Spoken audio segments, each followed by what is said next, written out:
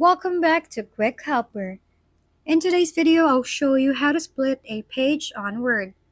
So let's start by going to the top and click on Insert and then Table. Create as many columns as you want to split your page into.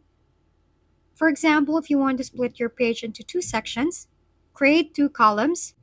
Ensure Table Design is selected and then choose Plain Table to remove lines.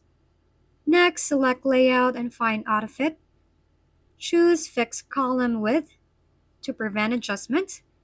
Now start typing, and you'll see the page split into sections. You can click on the table and start writing on the other side as well. And that's how easy you can split a page in Word. Thank you for watching. We hope this video helped you figure things out. If we've been helpful, kindly give us a thumbs up. And don't forget to hit the subscribe and bell button for more contents. For any questions and suggestions, comment down below.